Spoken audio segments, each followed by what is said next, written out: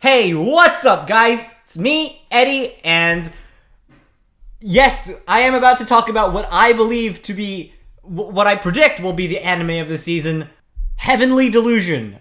So, okay, I'm sorry I wasn't able to get this out last week, which I probably should have because this is me reviewing both episode 1 and 2. But Heavenly Delusion, it's really well done. Okay, so for starters, if we're just gonna talk about episode 1, that was a godly premiere, okay? I just love the way they did it. It's just the quality of cinematic. I've seen some guys on Reddit say it was just one step underneath a Makoto Shinkai film, and I could definitely see that. The show's quality, the art quality itself reminds me of Vivi Flora Ice Song in some of its worst moments, and by some of its worst moments, I mean still pretty fucking godly because it's Vivi. But yeah, much like Vivi and much like Astro Lost in Space, you know, just that series of animes, you know, the 3 underrated ones. This is a pretty underrated anime, and honestly, for anyone who hasn't seen the anime yet, I really recommend you go see it. It's so good. I just love it. The show's good. The OP is also amazing. The OP, this is more of an episode 2 thing, although we do have it at the very end of episode 1 as well. OP is one of the best OPs I've ever heard. It's probably definitely the OP of the season for me. And it's probably, I really like the ED as well. The ED is also very well done. It's just, the soundtrack, the vibe, just the cinematic vibe of this anime is just so well done. And fun fact, much like Astro Lost in Space, it kind of plays with the aspect ratio by introducing these like black bars and then like getting rid of it. I think that's really good. I think it. I don't know. I didn't notice it while I was watching it, but I noticed that in episode 1, in the discussion about episode 1, someone was talking about how they played with the aspect ratio. So yeah, I feel like that's part of the thing that makes a show really great. Like it, even though you don't notice it, you kind of see how like the aspect ratio like manages to like immerse you in the show. So that's something I really have to praise for it. The aspect ratio, that part is incredibly done. Beautiful. Okay, so I'm not gonna like go over like a whole summary of the episode, but yeah, episode 1 was really well done. It's what told me this is gonna be a really good one. I'm definitely gonna like be investing more time into it. I didn't actually watch episode 1 while it aired. Or on the day it aired. I watched episode 1 like just a couple days before I watched episode 2 actually. So yeah, okay, so yeah, you can kind of see why I wasn't able to actually review episode 1 that day. But yeah, episode 1 told me that this is going to be a very good show, and this, alongside another show I'm watching, which is, I just saw that show today, but it's called Insomniacs After School. Like, I think these two are definitely going to be some of the best animes of the season. But yeah, Heavenly Delusion, it's really good. And I just wanted to point out that if there's one thing I do want to say I didn't like about episode 1 that much is like kind of like the thugs. I mean, it was great in that we were able to like establish, our main cast. You know, the girl, she has a gun. The guy, he's able to do some wacky flips and stuff. But yeah, otherwise it was all great. The scene with the inn was especially well done. Like that innkeeper lady. Okay, I'm gonna get to episode 2 in a moment, but the innkeeper lady, I definitely found her sus. I thought she was gonna be like a cannibal or something, you know? Because she talked about a man-eater. I thought she was gonna be a cannibal. I guess not, or maybe she is. We never really get to find out, actually. The part about heaven is also interesting as well. I thought that eyebrows girl was definitely gonna die. Like, I thought that eyebrows girl was just gonna die and like she was gonna mysteriously disappear because I was calling it back then that heaven place is gonna be a dystopia, and as a matter of fact, I'm still calling it now. It doesn't seem to be as horrific as I initially said it out to be, but the way the adults treat the kids, there's still something going on. And this is in episode 2. The kids are really strong. They're really physically, like, there's something physically different about them. So, like, you know how that one kid fell from, like, this massive pillar and still manages to, like, not get hurt? Yeah. So, this is in episode 2, but turns out my prediction that the inn lady was definitely something sus was right. The inn lady is very sus. She's, turns out she was protecting the monster because she thought the monster was her son.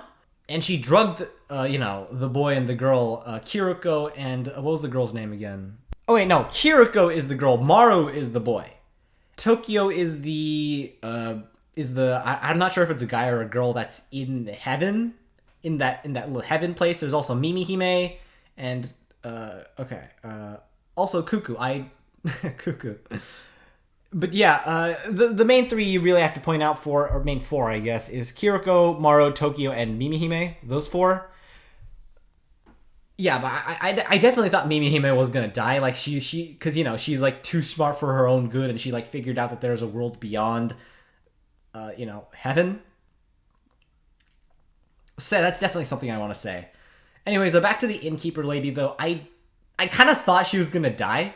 Like when she died, I totally saw that coming. She says, "Oh, she goes to the monster and says, 'Oh, look, it's you, my son,' and it immediately proceeds to kill her." I was still shocked because of how brutal it was, but let's be honest here, we all saw that coming. Like, we all saw that coming, didn't we? We all did. One last thing I do want to say is that, that farming community, right? That, like, farming community where episode 2 ends up on? Well, actually, no, then they're on the boat. That farming community seems... I initially thought, like, this place was going to be, like, a weird cult or something like that. But apparently not. It's apparently just a place, and now they're headed on a boat all the way back to Tokyo, so... That's certainly interesting. And the gun that Kiriko is holding has a little emblem on it, which is apparently a fun fact. Apparently, someone noticed that emblem is the same emblem as the one the buttons have. The same ones as the buttons the kids wear in heaven.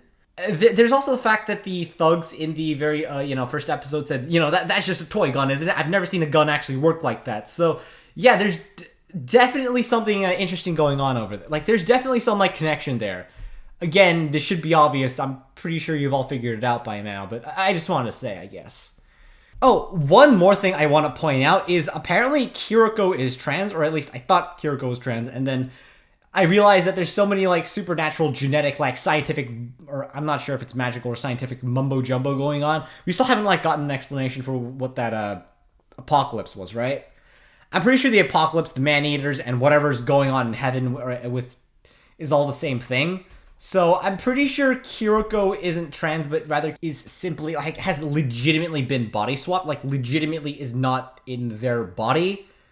This is backed up by the fact that one of the people in the village was like, "Hey, you, aren't you the famous racer that, like, killed her brother and, like, did all this stuff, blah, blah, blah?" So that leads me to believe that, yeah, Kiriko isn't trans. She's I don't know, they're actually in a different body.